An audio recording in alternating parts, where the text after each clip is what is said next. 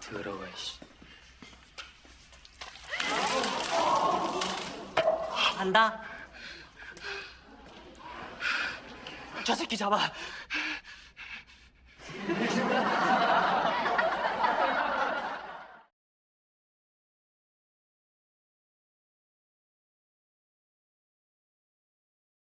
Di awal film, tepatnya 7 tahun lalu, kita ditunjukkan dengan seorang pria bernama Choi Ye-jae. Seketika saja, kekasihnya bernama Jisoo menelponnya. Jisoo sebagai kekasih sangat support dengan apa yang telah Ye-jae lakukan. Ia memuji Ye-jae karena telah jadi peserta seleksi di perusahaan impiannya, yaitu perusahaan Taekang. 할 수 있다. 안 해. Setelah itu, dengan percaya diri, ia pun melanjutkan perjalanannya menuju perusahaan yang ia tuju. Namun di tengah perjalanan, ia disenggol oleh seorang pria yang tiba-tiba saja pria itu bunuh diri di tengah jalan dan terpental.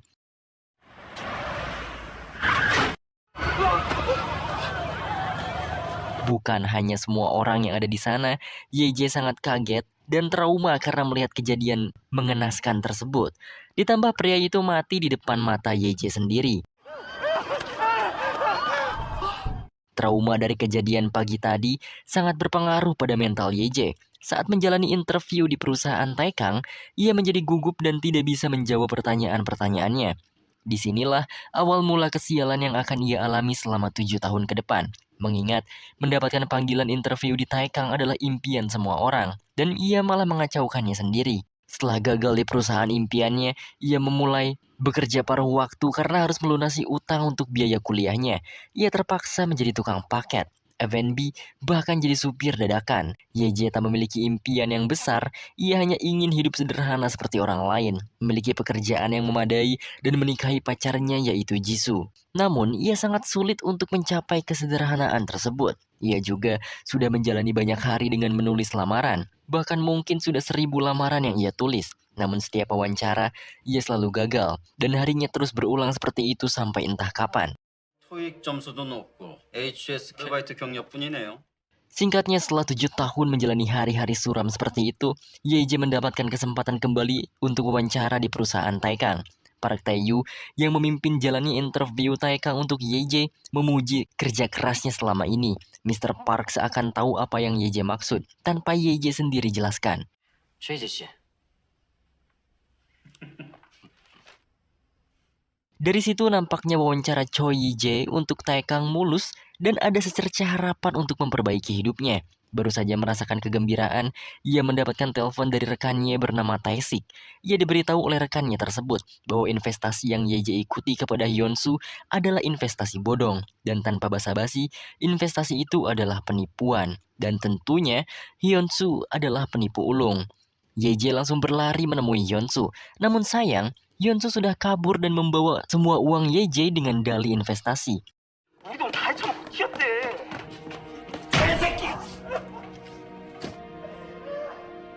Ye-jae akhirnya berusaha melaporkan Hyun-soo pada kepolisian. Dan seperti biasa, polisi tak bisa membantu apapun atas kejadian penipuan tersebut. 그런 법이 어딨어요? Ye-jae akhirnya meratapi nasib sialnya. Ia teringat janji manis saat Hyun-soo menawarkan investasi dan meminta Ye-jae menyerahkan semua uangnya kala itu.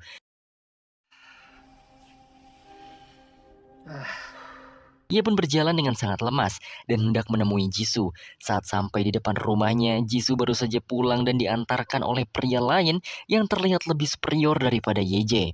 Ye-jae akhirnya mendekati Jisoo. Ia langsung merendah sampai ke inti bumi. Ia kecewa, sakit hati, dan lelah dengan apa yang ia alami selama ini. Ye-jae mengira bahwa Jisoo telah mendapatkan kekasih baru, walaupun Jisoo sendiri tak mengiyakannya. Ye-jae akhirnya memutuskan hubungannya dengan Jisoo dengan dalih bahwa dirinya hanya akan menjadi beban dan pengecut bagi Jisoo selama ini. 난 항상 너한테 집 만들잖아. 우리 관계가 그만하자. Di tengah malam yang diguyur hujan, Jisoo akhirnya sampai di apartemen kecilnya. Ia sangat terkejut karena semua barang-barang termasuk komputer untuk mencari pekerjaannya telah basah kuyup oleh air hujan. Semua barangnya basah karena dikeluarkan oleh pemilik apartemen sebab Ye-jae tak mampu membayar uang sewa saat itu.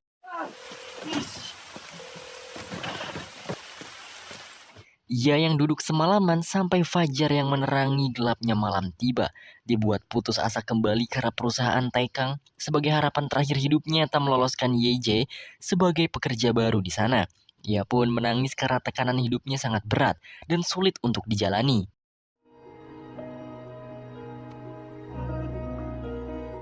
Malam hari pun tiba. YJ yang sudah benar-benar putus asa hendak mengakhiri hidupnya. Setelah ia rewind beberapa saat, ia pun mengingat bahwa nasibnya jadi seperti ini karena ulah pria di masa lalu yang membuatnya trauma dan gagal dalam wawancaranya. Ia pun akhirnya melompat tepat saat ibunya sendiri menelpon YJ. 죽음은 그저 내 고통을 끝내.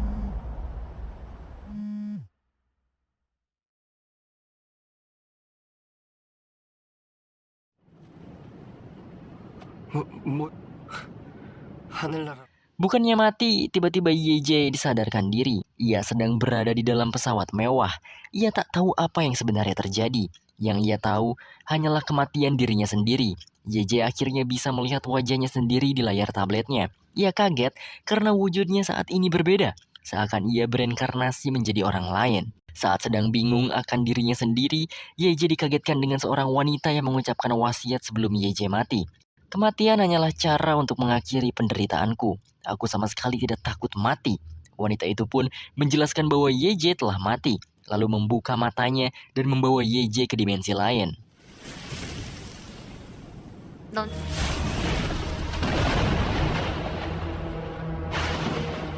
Dalam dimensi yang isinya hanya guntur, laut darah, dan para mayat hidup yang berusaha merangkak ke atas, wanita itu pun menjelaskan bahwa YJ harus dihukum karena telah berdosa.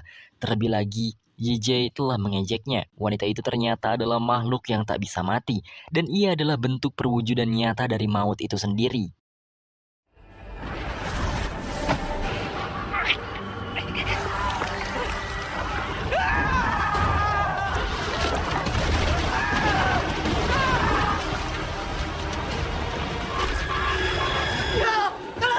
YJ kembali dibawa ke tubuh pria tadi oleh Maut dan menanyakan apa hukumannya. Maut menjelaskan bahwa Tuhan menganugerahi manusia dengan hak istimewa dan manusia hanya perlu mati sekali dalam hidup panjang mereka. Tentu saja, YJ tak menerima bahwa hidup adalah suatu hak istimewa ataupun anugerah. Sang Maut itu pun hanya tersenyum dan bersiap memberikan hukuman pada YJ yang tidak tahu hak istimewa atau anugerah yang Tuhan berikan. YJ akan mati selama 12 kali. Jiwanya akan memasuki tubuh 12 orang yang menghadapi kematian. YJ akan merasakan betapa menyakitkannya kematian. Namun, jika YJ berhasil menghindari kematian yang 12 orang itu hadapi, YJ bisa terus hidup di tubuh orang yang kematiannya YJ bisa hindari. Sampai sini paham? Oke, lanjut. Awalnya YJ menolak, namun game dari Sang Maut itu pun tak bisa di-cancel. Setelah Sang Maut pergi, pesawat yang YJ naiki mengalami turbulensi. Tentunya ini membuat YJ panik sesuai omongan Sang Maut tadi dan bersiap memakai semua pengaman yang ada agar ia tak kembali mati.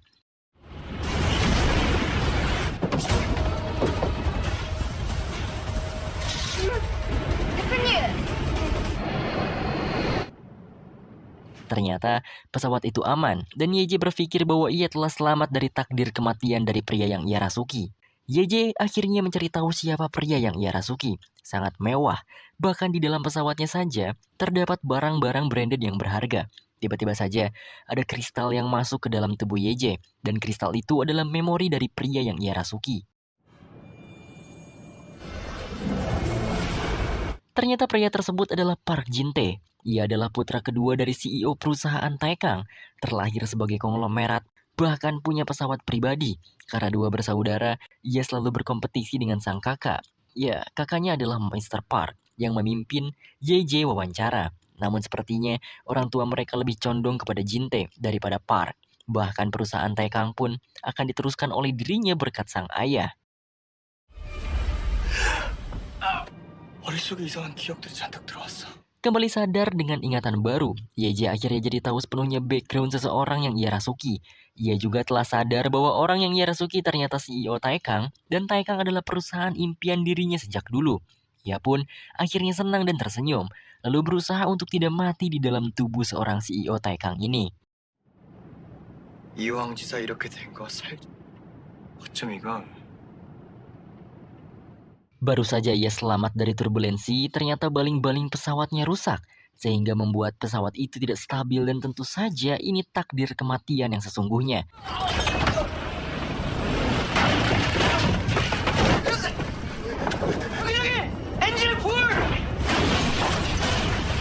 YJ berusaha untuk bertahan. Ia pun memasangkan sabuk pengamannya. Tapi takdir berkata lain. Keadaan makin memburuk. Pesawat menjadi berlubang. Kapten dan pramugarinya pun tersedot.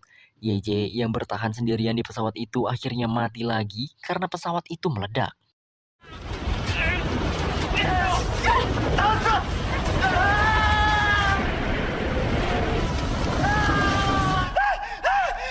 Setelah itu ia pun bangun kembali dengan wujud aslinya dan bertemu kembali dengan sang maut. Ada 11 peluru tersisa dan jam yang bergerak mundur ke angka 11 yang menunjukkan ada 11 kematian lagi yang harus YJ tempuh.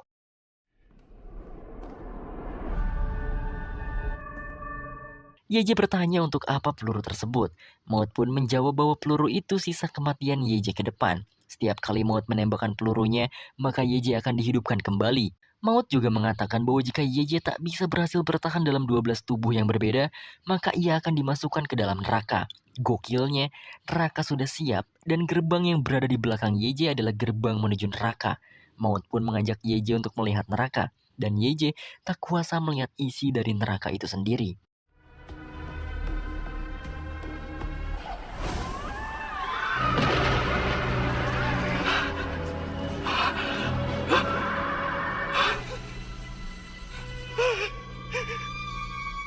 Setelah kembali, YJ menangis tak karuan.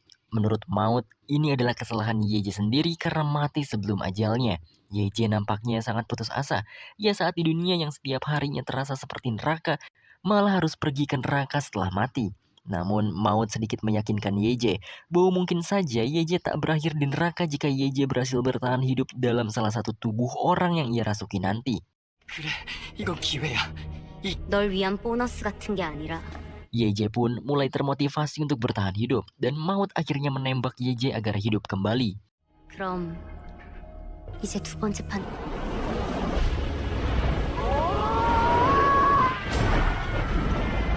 Setelah kembali hidup dan masuk ke tubuh orang lain, YJ terombang-ambing di angkasa dan buruknya tanpa parasut sama sekali.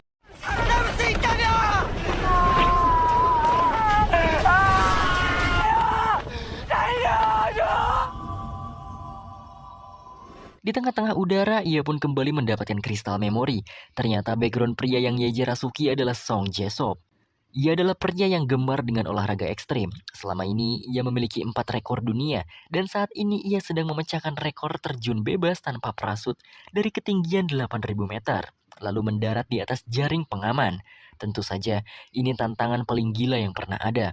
Jika ia berhasil dalam tantangan ini, maka sponsornya akan memberinya 3 miliar. 공무원 이 도전은 막강한 내 인터넷 계정을 통해 현금 30억을 YJ yang sudah tahu background pria tersebut langsung bersemangat karena 3 miliarnya. Ia juga menggunakan kemampuan pemilik asli tubuh itu untuk mengendalikan terjun bebasnya. 이 남자의 능력이 인정.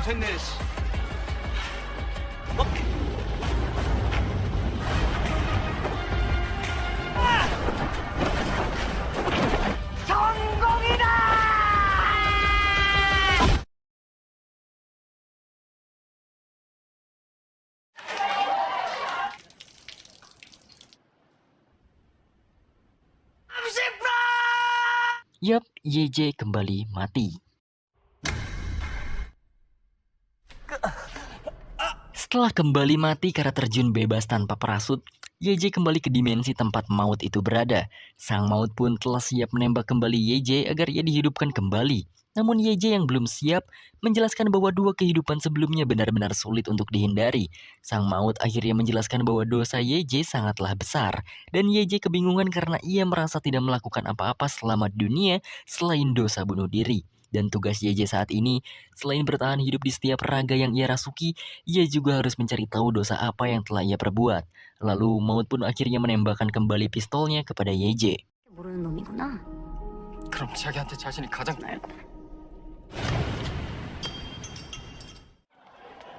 뭐야? 거울. Yeje dibangunkan kembali menjadi bocah SMA culun. Di sana Yeje melihat seorang murid lain bernama Jinsang yang sedang menonton siaran kematian si penerjun bebas dengan tawanya yang terbahak-bahak. Merasa kesal karena kematian bukanlah lelucon, Yeje hendak menggampar Jinsang. 세상에 이런 병신 같은 새끼야 다. Namun gambarannya tak jadi karena kristal memori telah datang kepada Yeje. Tubuh yang Yeje rasuki adalah bocah SMA bernama Hyoksu. Ayahnya meninggal saat ia berusia 5 tahun dan ibunya menjadi tulang punggung keluarga. Setiap kali Hyoksu melihat ibunya pulang, ia selalu termotivasi untuk menjadi anak yang bisa membanggakan ibunya tersebut. Namun Hyoksu sangat membenci sekolah. Ia benci sekolah karena selalu dirundung oleh Jinsang dan gengnya. 챙겨 먹어야 키 큰다. 야, 여기 좀 봐봐.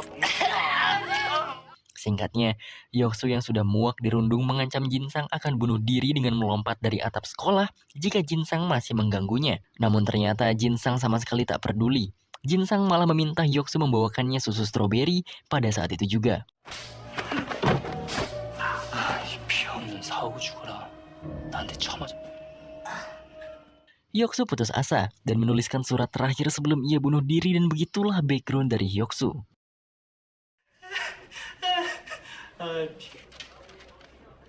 Setelah mendapatkan ingatan Hyoksu, Yeje tak jadi menggamparnya. Ia akhirnya menyadari bahwa Hyoksu nasibnya tak jauh berbeda dengan dirinya. Namun dengan ia merasuki tubuh Hyoksu, tandanya ia berhasil menggagalkan rencana bunuh diri Hyoksu itu sendiri. Belum lama ia tersenyum, Jinsang dan anak buahnya kembali merundung Hyoksu. Yeje dengan tubuh Hyoksu akhirnya membalas perlakuan pembulian Jinsang dengan menghajar mereka sampai terberak-berak. 쪼개 한 대 피고 하는데 내 자리에 딸교이가 없어. 빨리 새끼. 나 말린 새끼는 죽는다.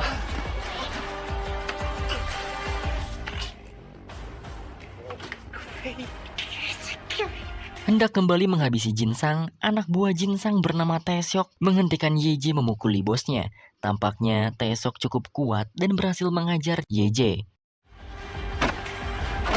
지금 뭐하냐? 네가 뭔 상관인데?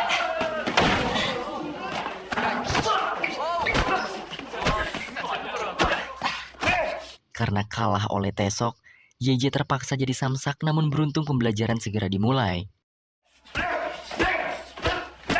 야, 이 비겁한 새끼야! 그럼 이거 안... Saat kelas dimulai, Yeje kembali berpikir, tak masalah jika ia menghajar Jinsang, tapi Taeseok tentu akan jadi masalah.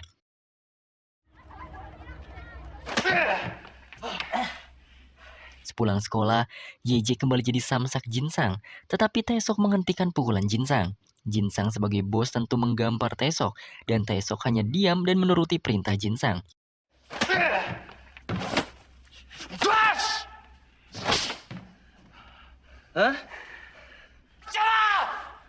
뭐해?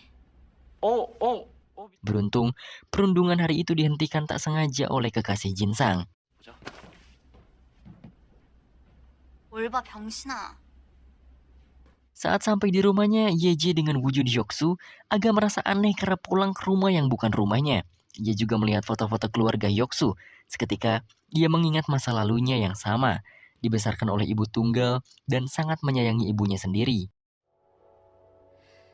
사랑해 우리 아들. 아유 하지 마. 하지만 나는 왜 평범함을 바랄 뿐이었다. Malamnya Yeje makan malam dengan ibunya Hyoksu. Masakan rumah dan perhatian ibunya Hyoksu benar-benar mengingatkan dirinya pada ibunya sendiri. Ia hanya menatap kosong dan merasakan rasa rindu yang mendalam pada ibunya sendiri.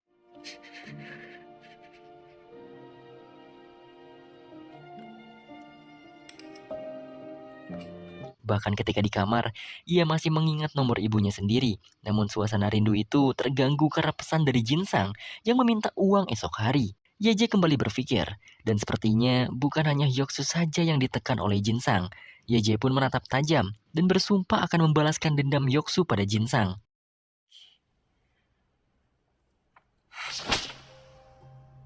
방금 그놈은 형이 확실히 복수해줄. Singkatnya, saat di toilet sekolah, Yeje berinteraksi dengan Taesok. Ia bertanya sekaligus mengejek Taesok, karena Taesok yang faktanya jauh lebih kuat dari Jinsang malah jadi kacung saja. Seketika, Taesok emosi. Ia juga menyadari bahwa Jinsang bahkan jauh di bawah Hyoksu sendiri. Mana mungkin Taesok tak berani menghajar Jinsang. Setelah itu, Taesok pun menjelaskan mengapa ia malah jadi kacung Jinsang. Namun terpotong karena Jinsang malah datang ke toilet mereka. 너 같은 새끼한테 처맞는 놈이 저러고 있는.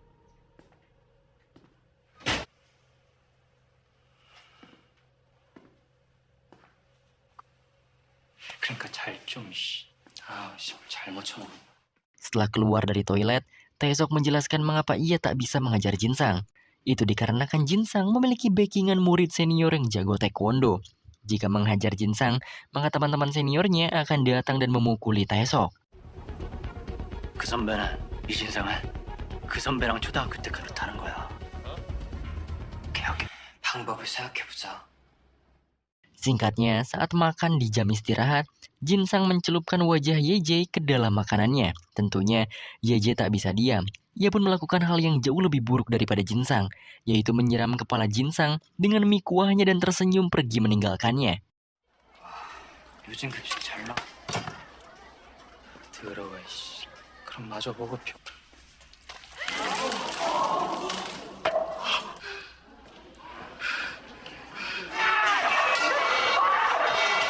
Jinsang yang ditertawakan oleh semua murid meminta Taesok dan satu anak buahnya lagi untuk menangkap Yeje. Namun Taesok tak menerima perintah Jinsang. Bahkan kekasih Jinsang juga merasa malu karena Jinsang diberakin di tengah-tengah kerumunan murid. Sedangkan Taesok ia mempercayakan dirinya pada rencana Yeje, dan itulah keputusan darinya. 옷도 좀 갈아입고.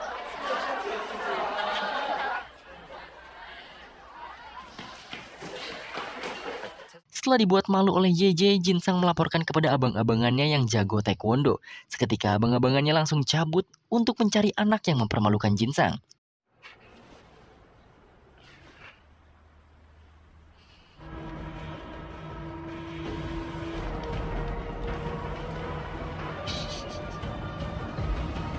불똥 튀기게 하면 계획 있어.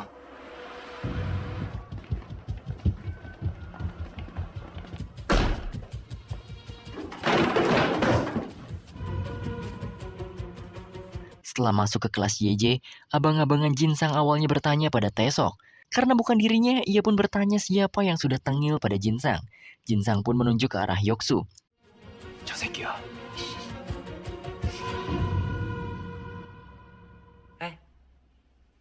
나 찐따잖아. Ya saja, abang-abangannya yang sangar tak percaya bahwa Jinsang disayurin oleh Hyoksu yang bahkan penampilannya benar-benar culun dan cupu. Apalagi senyum polosnya. Abang-abangan Jinsang langsung malu. Untuk apa mereka jauh-jauh datang kemari hanya untuk memukuli bocah lemah seperti Hyoksu? Mereka kecewa, memutuskan hubungan dengan Jinsang, dan meninggalkannya sendirian. 진상아!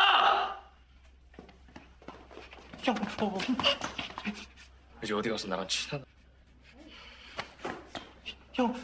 저런 놈들의 Setelah ditinggalkan oleh backingannya, Yeje menghampiri Jinsang dan membuatnya kena mental. Apalagi ketika Taesok juga berada di pihak Jinsang. Mereka berdua telah melengsarkan Jinsang sebagai bosnya. 한양도 가버렸으니까.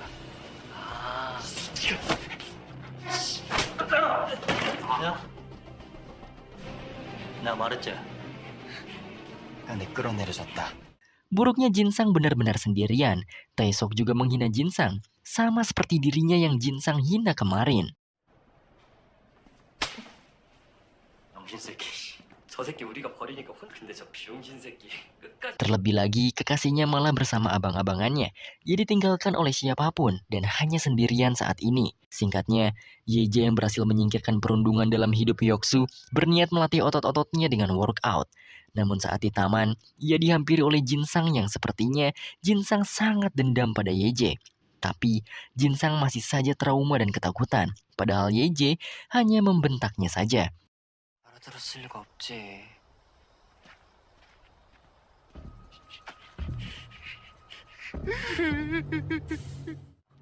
마지막까지 가지가지 하네.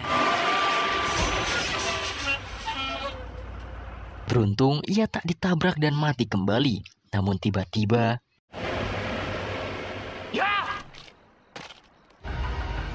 Jin Sang dari belakang memukuli Yeje sampai mati.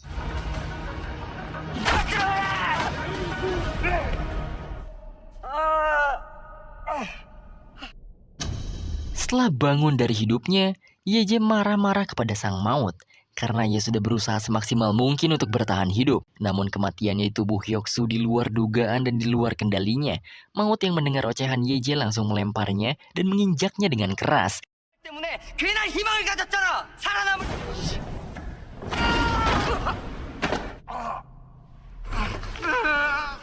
Ia berkata jika Yeje bunuh diri di tubuh orang yang ia rasuki, maka hukumannya akan jauh lebih berat daripada neraka. Yeje akhirnya mengeluh, rasanya bukan hanya di hidupnya saja dirinya selalu gagal, tapi di hidup orang lain juga. Maka dari itu, ia meminta kepada sang maut tubuh orang yang cukup superior untuk bertahan. Maut pun tersenyum dan menembaknya kembali. 하실 테니까.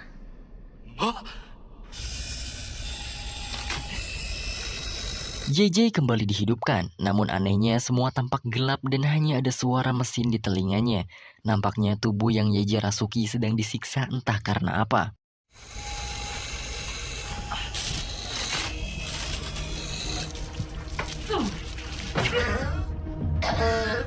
Setelah penutup mukanya dibuka, ia pun melihat orang-orang seperti mafia yang akan mengajarnya. Ketua mereka pun bertanya pada YJ, di manakah uang dan gadis yang ia sembunyikan. YJ yang tak tahu menahu akhirnya terpaksa akan dicungkil.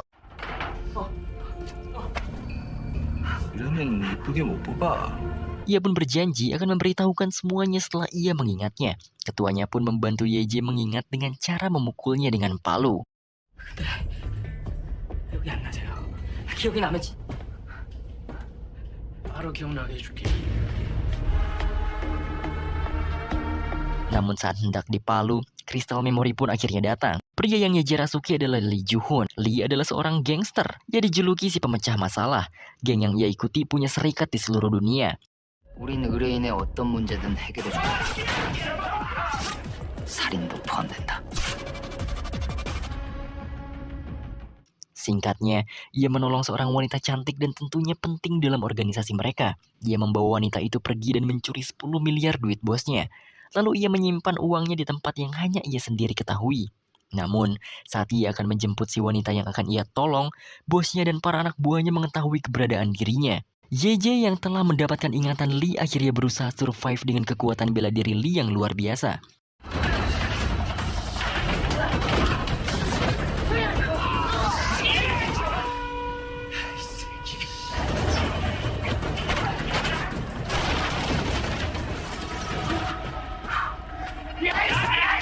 Lee yang terpojok karena kalah jumlah, akhirnya mematikan lampu dan menyerang mereka semua layaknya assassin.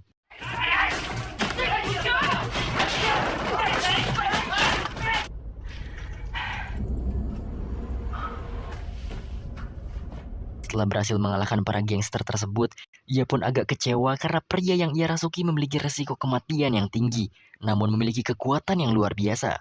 Terlebih lagi, ia termotivasi karena pria yang ia rasuki memiliki uang sebesar 10 miliar yang ia simpan sendiri.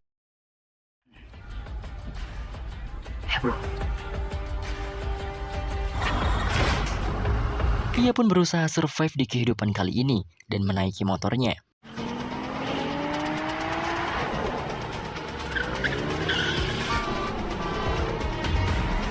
Ketua gangster itu melaporkan pada bosnya karena ia telah kehilangan Lee. Sontak Lee pun akhirnya diburu oleh para gangster seantero Korea.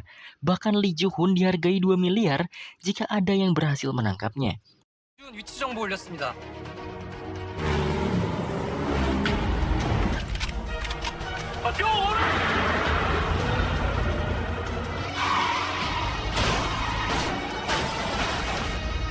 건 죽는다.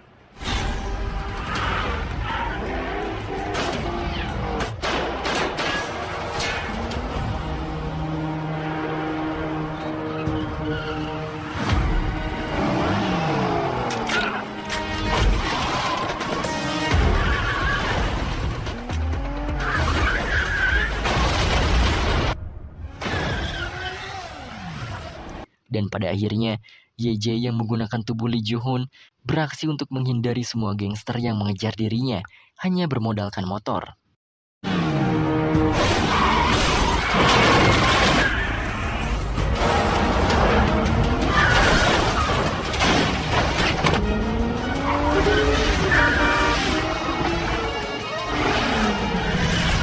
Pada akhirnya, Yeji dikepung di tengah-tengah mall. Namun ia tak kehabisan ide. Ia pun bergegas masuk ke dalam lift dengan motornya.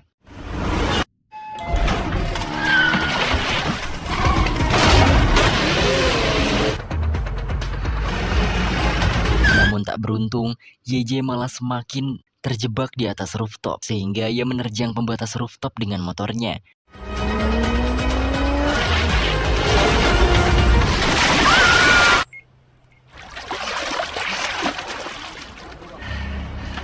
YJ akhirnya berhasil kabur dari kejaran para gangster dan bergegas menjemput wanita yang akan ia tolong saat itu. Ia juga yakin bahwa dengan kemampuan bela diri Lee, ia bisa bertahan hidup. YJ yang berhasil menemui wanita tersebut langsung dipeluk dengan erat. Ia pun berpikir bahwa Lee pasti sangat tulus mencintainya karena rela mengorbankan nyawanya sendiri demi wanita tersebut. 난 어떻게는 어디에 있어요? Setelah menangis karena khawatir pada Lee, wanita tersebut pun menanyakan di mana uang 10 miliarnya. YJ yang tahu keberadaan uangnya langsung tersenyum dan menunjuk ke arah perahu di seberang danau tersebut. Namun saat ia berbalik pada wanita itu, 난 어떻게 해야 하나 하고.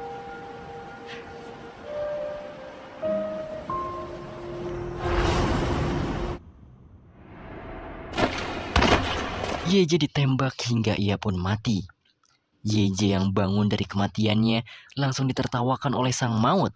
YJ akhirnya bertanya pada sang maut mengapa wanita yang bernama Eunje tadi malah membunuhnya. Sang maut pun menjawab bahwa YJ saja bunuh diri dikarenakan uang, dan wanita tersebut membunuh YJ karena uang juga.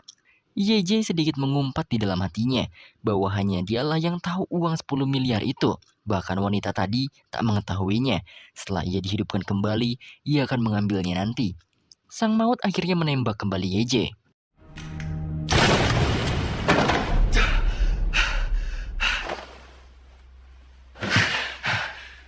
YJ ternyata dihidupkan kembali menjadi seorang narapidana. Ia sedang berada di dalam sel khusus dan seperti biasa, YJ kebingungan. Setelah itu, sipir di sana mengeluarkan YJ dari sel khusus dan membawanya ke sel semula.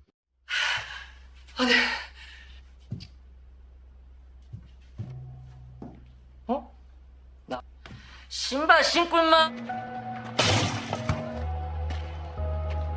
Pada awalnya ia gugup karena pasti di sel semula akan banyak napi lain.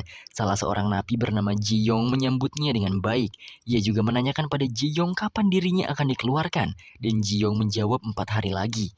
Ji Yong juga mewanti-wanti seorang psikopat pada YJ, karena bisa saja si psikopat gila itu membunuh dirinya sebelum ia bebas dari penjara. YJ semakin dibuat bingung, ditambah barang-barang si psikopat juga menunjukkan bahwa dirinya psikopat.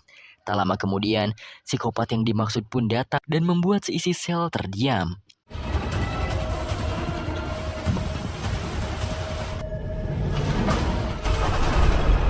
Setelah melihat wajah si psikopat, YJ sangat terkejut karena dia adalah Jin Sang, pemuda SMA yang membunuh dirinya dalam wujud Hyoksu saat itu. Tanpa bicara apapun, YJ langsung menghajar Jin Sang dengan sangat keras dan memukulinya dengan lampiasan emosinya saat itu. Napi lain pun sepertinya tak mau ikut campur, karena YJ malah memukuli si psikopat tersebut dengan brutal.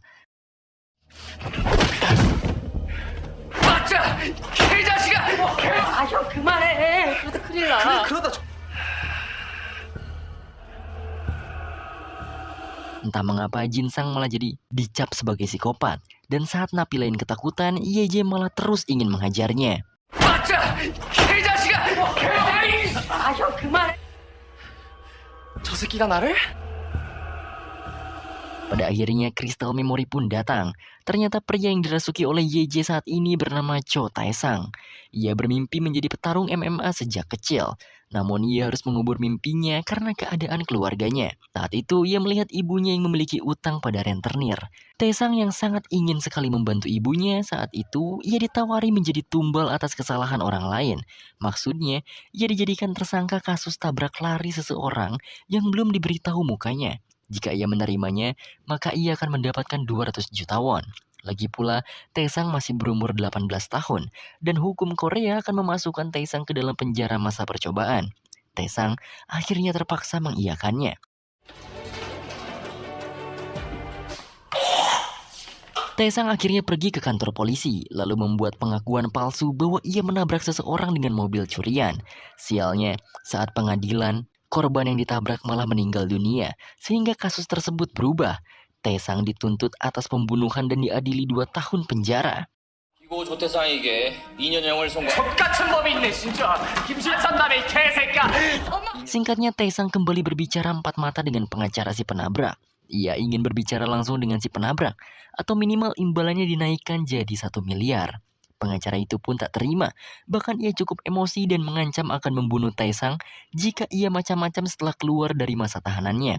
Namun mental Taesang sangat kuat, sehingga ia tak takut mati sekalipun. Setelah mendapatkan semua ingatan Taesang, mereka semua diperingatkan duduk oleh sipir. Yeje juga mengingat saat pertama kali Jinsang masuk ke dalam sel Taesang. Taesang ternyata ketua dari para napi di selnya. Jinsang juga mengakui dirinya bahwa ia adalah psikopat dan telah membunuh seseorang. Sontak pernyataan itu membuat para napi lain terdiam. 죽여봤지. 그런데 한번 해보니까 졌어. Saat ini, Jinsang yang sok psikopat terus mengintimidasi Yeje akan membunuhnya. Namun Yeje yang tahu seluk-beluk Jinsang tertawa terbahak-bahak. 어떻게 죽여줄까?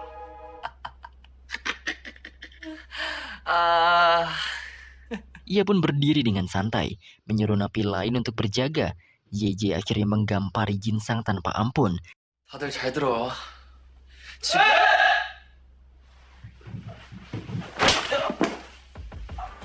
미쳤어? 이발 새끼가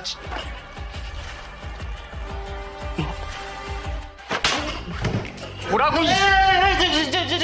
제가 잘못했어요. Dan Jinsang akhirnya memohon-mohon meminta maaf. Permintaan maaf Jinsang ditolak. Yeje ingin Jinsang meminta maaf pada Kwon Hyuk-soo, bocah yang ia bunuh saat itu. Sontak, Jinsang sangat kaget sekaligus ketakutan. Bagaimana bisa Yeje mengetahui fakta yang sebenarnya? Yeje akhirnya berbicara pada semua napi bahwa Jinsang adalah penipu. Ia telah membunuh seorang anak kelasnya yang sering ia rundung. 이 새끼 이거 고등학생 때 찐따라고 괴롭히던 지가 찐따대고 괴롭혔던 애 찾아가서 찌질거리다 그걸 무기처럼 휘두르지 말고 이 새끼야. Mengetahui fakta sebenarnya, para penghuni sel pun memukuli Jinsang tanpa ampun. Bahkan saat waktunya makan, Jinsang hanya diam. Beruntungnya Yeje sebagai ketua masih memiliki sedikit hati dan menyuruhnya untuk makan. 물어보면 그냥 쳐 먹어 이 개새끼야. 뼈까지 다 씹어 먹어.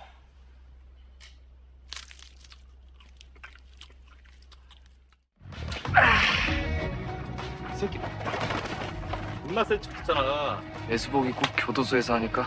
Singkatnya, pada saat Yeje mengerjakan tugasnya di penjara, salah seorang pekerja napi dengan sengaja menembakkan piringan gurindanya untuk membunuh Yeje. Namun beruntung, Yeje dapat menghindarinya, dan piringan itu malah menancap di dada napi tersebut.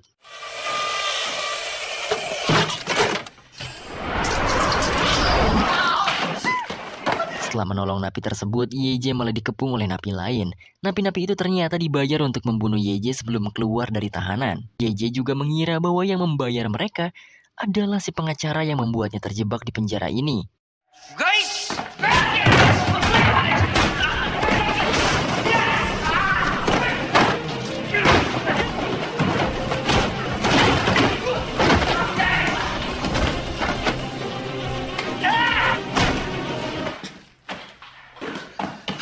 끝난 거야?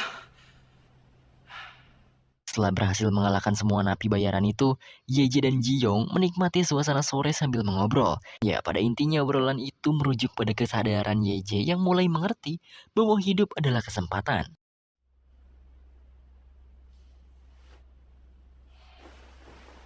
Pada malam hari, Jinsang terbangun dari tidurnya. Ia pun membuat senjata tajam dari barang seadanya. Namun untungnya diketahui oleh Yeje. Yeje pun akhirnya menghajar Jinsang kembali. 너 여기서 나까지 죽이. 이런 쓰레기 같은. Dia juga mengungkapkan fakta-fakta Hyuk-soo. Ia berpura-pura bisa melihat orang mati di depan Jinsang. Menakut-nakutinya bahwa Hyuk-soo akan menghantui Jinsang sampai Jinsang mati. 혁수가 그러는데 급식실에서 네 머리에 나.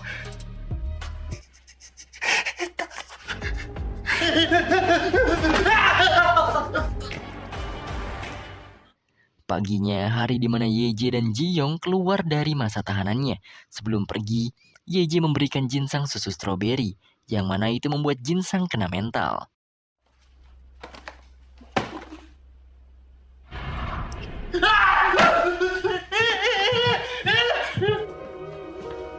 Setelah bebas, Yeje dipanggil oleh sang pengacara. Pengacara itu memberikan imbalannya kepada Yeje. Namun Yeje menolaknya. Ia mengaku bahwa dirinya sudah bertobat. Ia juga menerima hukumannya selama 2 tahun dengan lapang dada dan berjanji akan merahasiakan apapun yang terlibat dengan si penabrak. Setelah itu, Yeje mengunjungi dermaga saat ia dibunuh oleh wanita yang ia selamatkan saat itu. Ia juga menaiki perahu untuk menuju ke suatu tempat. Tempat di mana hanya ia sendirilah yang tahu. Di mana tempat itu adalah tempat uang 10 miliar disimpan. Ia sangat bahagia karena bingung mau dibuat apa uangnya. Ia pun akhirnya memilih untuk istirahat sejenak.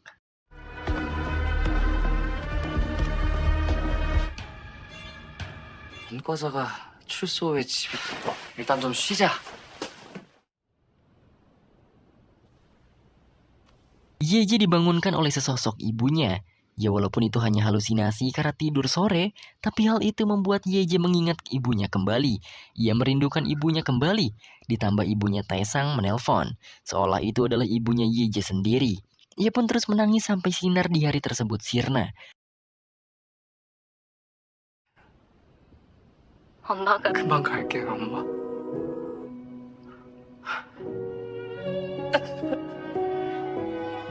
Singkatnya, Yeje membagi uangnya menjadi 2 bagian. Ia pun menyimpan sebagian uangnya di loker stasiun dan akan hangus jika 4 hari tidak diambil.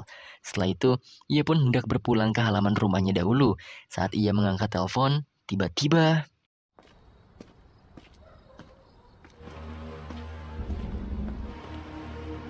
네, 다 왔어요.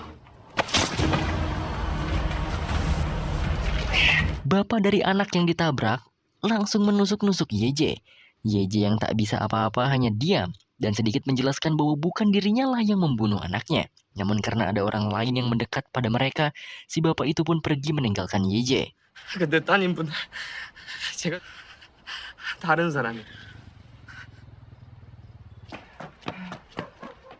Ternyata orang yang mendekati Yeje adalah Jiyong. Jiyong nampaknya kaget awalnya. Namun tatapan Jiyong berubah dan malah menusuk Yeje untuk membunuhnya. Jiyong melakukan itu karena ia adalah salah satu dari napi bayaran saat di penjara. Ia dihadiahi 100 juta won untuk membunuh Yeje. Yeje yang sekarat melihat teleponnya berdering. Telepon itu dari ibunya. Ia hanya bisa menangis dan berusaha mengambil teleponnya.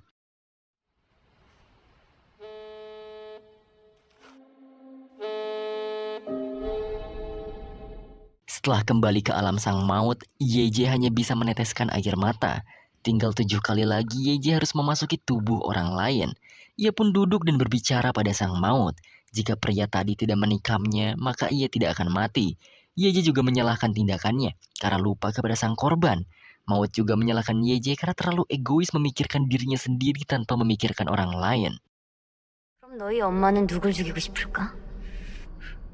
다음에 집중. 그래, 그럼 Seketika ia pun berambisi untuk mengambil sisa uangnya di loker dan meminta Maut untuk cepat menembaknya.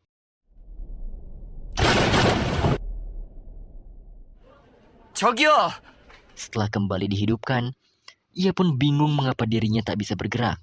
Dan setelah melihat dirinya di cermin,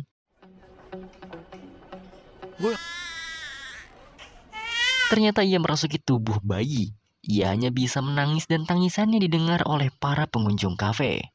Setelah mendengar tangisan Yeje yang menjadi seorang bayi, ibu dari sang bayi itu pun datang dan berusaha menenangkan Yeje. Padahal dalam hati Yeje, ia sedang bergumam mengenai 10 miliarnya.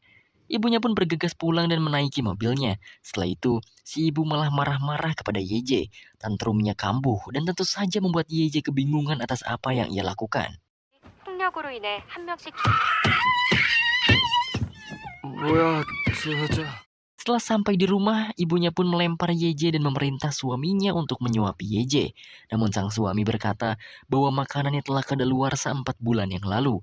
Si suami juga tidak peduli. ia tetap menyuapi YJ.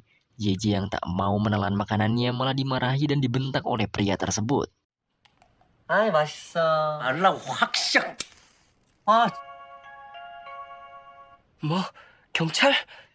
Tak lama kemudian, seorang polisi dan wanita dari Komisi Pelindungan Anak datang karena pihak rumah sakit mengindikasi ada luka penganiayaan pada bayi mereka. Hal itu pun membuat pasutri gila itu panik. 아씨, 경찰이 왜... 아동학대 신고 잠시 좀 들어가겠습니다. 오해를... 잠시 아이 좀 살펴볼게. 오해를 받는 거야.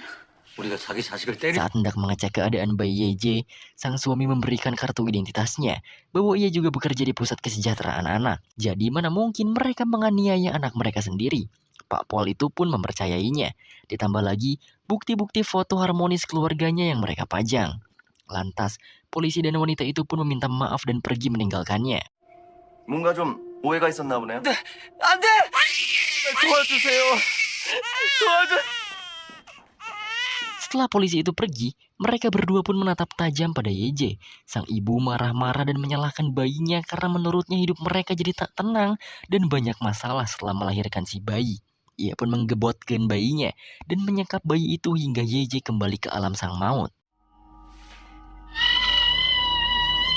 네가 태어나고 나서 되는 게 하나도 없어.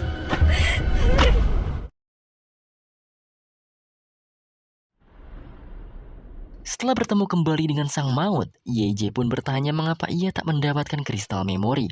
Sang maut menjawab bahwa bayi tersebut tak memiliki ingatan ataupun kemampuan. Lalu, dengan kisah hidup pendek dari bayi tersebut, menurut maut YJ harusnya paham.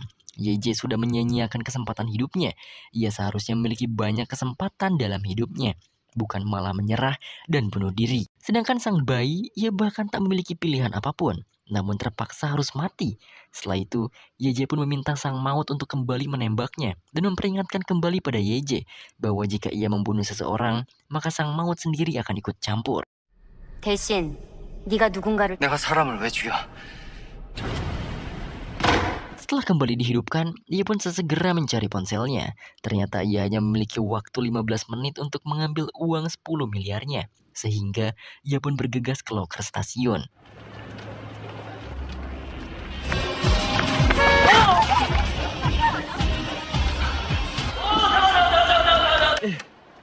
Beruntung ia masih sempat mengambil uangnya. Lalu setelah melihat dirinya sendiri, ia pun memuji wajah dan suara pria tersebut. Terlebih lagi, pria yang ia rasuki adalah seorang model. 모델이구나. Tak lama kemudian, kristal memori pun datang. Pria muda kali ini bernama Jang Gyeon-woo. Sejak dulu ia disukai semua orang karena penampilannya. Uang datang dengan mudah berkat ketampanannya, dan ia hidup tanpa tujuan saat menjadi model.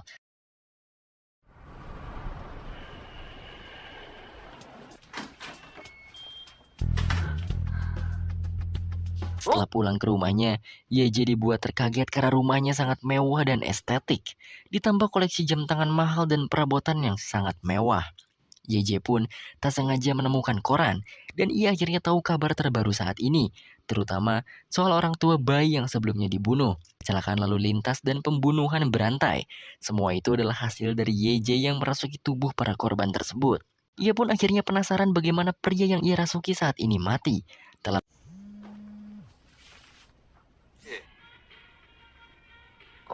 Kemudian, ia pun ditelepon oleh seorang pria bernama Seojin. Seojin nampaknya sedang menunggu kehadiran YJ pada pesta orang-orang penting dan terkenal di Korea. YJ yang tertarik, akhirnya langsung bergegas ke sana. 진. VIP 파티 가기로 했잖아. 걱정이나 하는 것보단 Setelah di sana, Seojin memberitahu YJ jika ia membuat tuan rumah pesta senang, maka YJ bisa menjadi model untuk Taekang. Namun pembicaraan mereka pun terputus karena tuan rumah yang dimaksud telah hadir. 오늘 이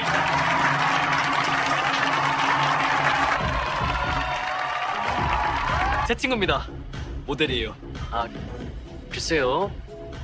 Ternyata tuan rumahnya adalah Mr. Park, kakak dari Park Jin-tae yang mungkin ia sekarang sudah jadi CEO Taekang, menggantikan adiknya yang sudah mati. YJ yang sedang mabuk tentunya ingat siapa pria tersebut.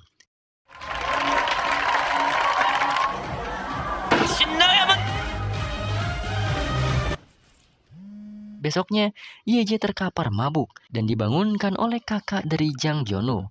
Ia membangunkan karena Yeje telah berjanji akan menjaga kafenya selama seminggu. Ia pun akhirnya terpaksa untuk bangun. 야, 내가 미국에 가는 일어나 좀. Yeje akhirnya membantu sang kakak walaupun agak canggung. Dan saat ia menerima tamu, ia dibuat kaget. Karena tamunya tersebut adalah mantan pacarnya sendiri yang ia tinggal mati. 마시지도 못하는 술을 얼마나 마신 거야? 아유,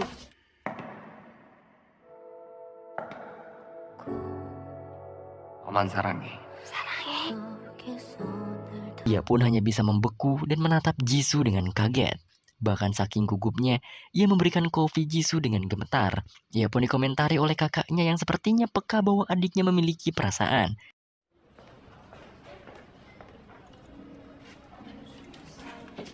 맛있게.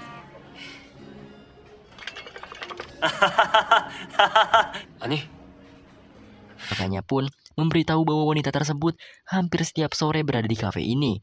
Saat ini, ia adalah seorang novelis. Yeje pun searching dan ternyata memang benar, Jisoo adalah seorang novelis.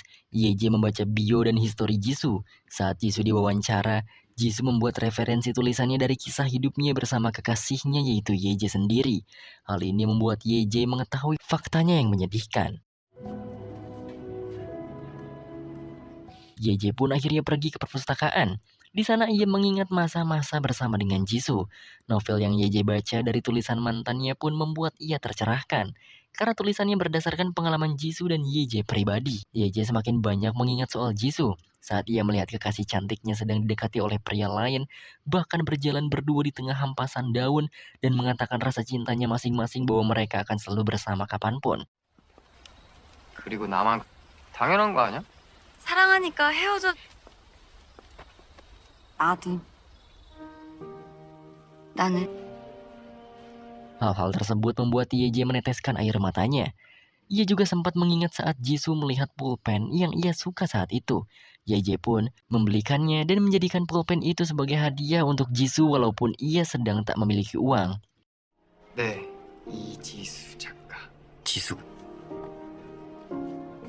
Saat Yeje merenung sambil melirik-lirik Jisoo yang sedang menulis, Jisoo dihampiri oleh sang kakak dan keluarganya.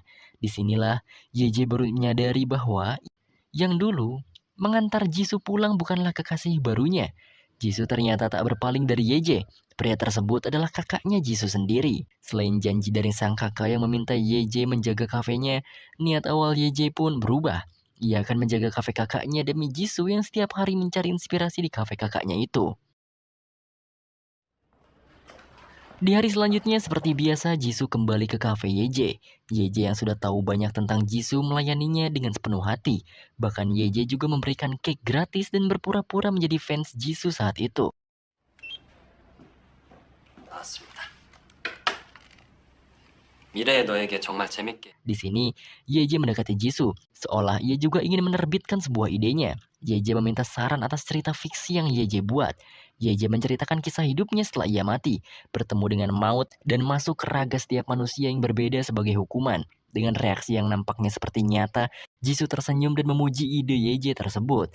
Namun saat Jisoo menanyakan siapa tokoh utamanya, Yeje terdiam. Ia pun berdalih bahwa ia belum menemukan nama yang cocok untuk pemeran utamanya. Setelah itu, Yeje pun meminta tanda tangan Jisoo. 받은 거예요.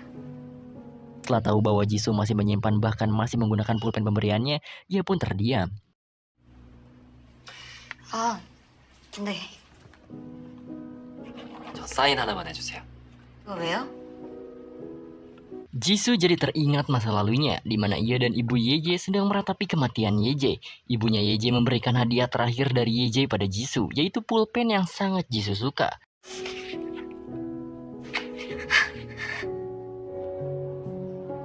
Karena itu, Jisoo pun kembali teringat dengan Yeje. Singkatnya, semenjak hari kemarin, Yeje jadi sering bertemu dengan Jisoo. Ia seolah-olah menulis novel yang untuk satu orang saja, menceritakan semua pengalamannya dalam dalih fiksi kepada Jisoo. Namun, seketika saja Jisoo bertanya mengapa tokoh utama ceritanya tak pernah mengunjungi ibunya. Dalam renungannya, Yeje pun menjawab itu dikarenakan akan menyakitkan bagi pemeran utama jika ia harus bertemu dengan ibunya. Jisoo pun semakin kagum dengan Yeje yang menceritakan kisahnya seperti nyata, dikarenakan sudah larut Jisoo pun pulang dari kafe itu. 본인이 직접 겪은 것처럼 막 Saat melangkahkan kakinya untuk pulang, hujan pun turun dengan deras. Yeje akhirnya berlari dan memberikan payung kepada Jisoo.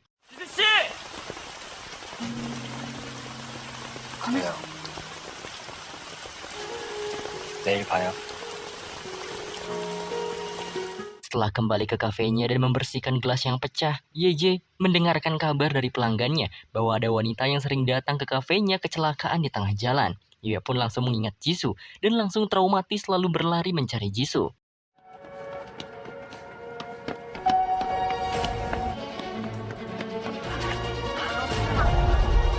Setelah sampai di TKP, ia pun semakin tak percaya bahwa wanita dengan payung merah telah mati kecelakaan saat itu. Ia pun menggila karena panik. 여자 상태 어떠냐고 살았냐고. Beruntungnya ia pun melihat Jisoo di arah seberang dan rasa paniknya langsung memudar.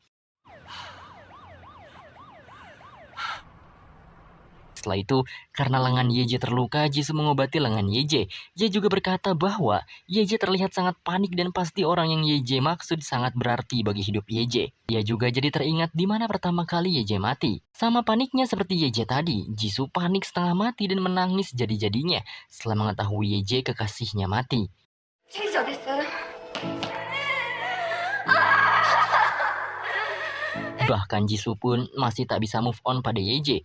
Jisoo yang hendak pulang dimintai untuk mengunjungi kafe esok hari, namun Jisoo menolak. Karena menurutnya, mendengarkan cerita darinya malah mengingatkan Jisoo pada seseorang alias Yeje. 내일도 이야기해줄게요.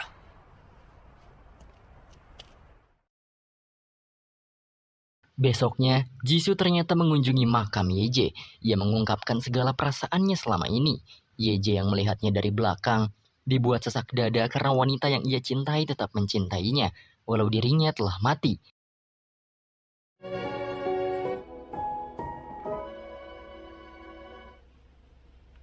Yeje juga dibuat meneteskan air mata setelah melihat makamnya yang sangat rapi beserta foto-foto semasa hidupnya bersama orang-orang terdekatnya. Dan tiba-tiba, suara wanita paruh baya yang Yeje sangat rindukan terdengar dari belakang.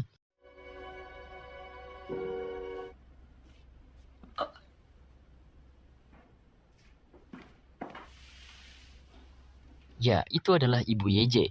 Yeje akhirnya meninggalkan sang ibu yang tidak mengetahui siapa dirinya.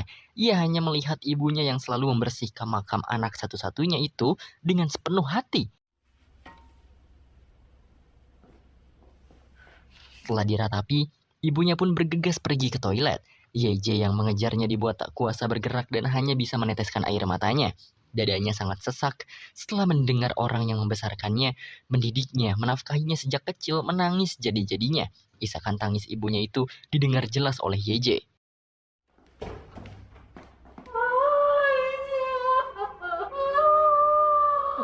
Yeje akhirnya keluar dari pemakaman. Ia menangis dan hanya bisa meminta maaf kepada ibunya tersebut.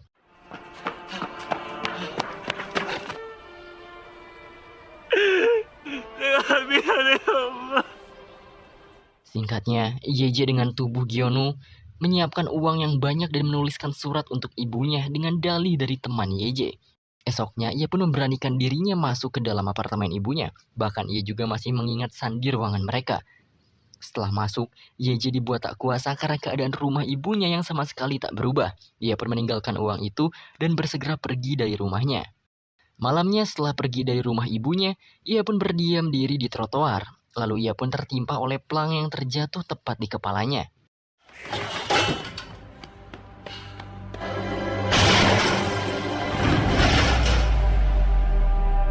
Beruntung saja itu hanya sebuah mimpi. Singkatnya, Yeje kembali banyak mengobrol dengan Jisoo. Karena khawatir, ia pun mengantarnya pulang. Di jalan, ia pun menyadari satu hal. Hari-hari yang biasa saja saat mereka berjalan bergandengan tangan. Momen itu saja sudah lebih dari cukup untuk melanjutkan hidup. Ia pun merasa bodoh karena tidak menyadarinya dari awal. Alasan kita sebagai manusia takut mati juga dikarenakan tidak akan ada hari esok. 죽음이 두려운 이유는 씨가 쓰고 있는 얘기는 Seketika Jisoo bertanya pada Yeje, apakah ceritanya akan berakhir bahagia? Yeje juga agak bingung karena ceritanya saja masih ongoing. Namun, Jisoo dapat memastikan bahwa ceritanya mungkin akan berakhir bahagia karena terlihat menyakitkan bagi si pemeran utama. Dalam dialog mereka berdua yang nampaknya sangat intens, Yeje dengan tubuh Gyeonu berniat memberitahu perasaan yang sebenarnya, karena mungkin saja hari ini adalah hari terakhir ia hidup di dunia ini. Ia pun menceritakan dirinya yang memiliki pacar di masa lalu. Pada saat itu, ia tak bisa menampilkan sisi terbaiknya pada pacarnya. Bahkan saat sang pacar menjadi customer di tempatnya ia bekerja, pacarnya sangat bangga mengenalkan dirinya pada rekan-rekan kerjanya. 친구예요. 안녕하세요. Pokoknya Yeje mengungkapkan semua isi hatinya sebagai Yeje dengan wujud Gyeonu. Ia meminta maaf kepada kekasihnya di masa lalu karena telah berprasangka buruk. Hal ini membuat Jisoo menangis. Di mata Jisoo saat ini Gyeonu sama persis dengan kekasihnya yaitu Yeje. Tak perlu basa-basi lagi, Yeje langsung memberitahu pada Jisoo bahwa cerita yang ia karang adalah fakta. Walau sulit dipercaya, tapi itu memang benar terjadi. Dirinya adalah Choi Yeje. Namun belum sempat menjelaskan semuanya, sebuah mobil pun menabrak mereka berdua. 나 정말로 최희재야. 어?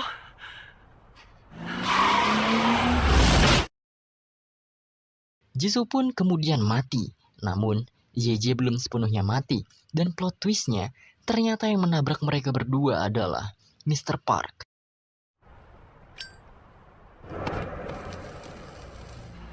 Yeje pun langsung teringat di kehidupan-kehidupan sebelumnya bahwa Mr. Park terus terlibat dalam setiap kematian di hidupnya. Bahkan, Mr. Park yang tahu bahwa Yeje masih sadar langsung membunuhnya seketika. Sebelum membunuhnya, Mr. Park berkata bahwa mau manusia ataupun perusahaan, eutanasia adalah keahliannya. 내가 안락사 전문이거든.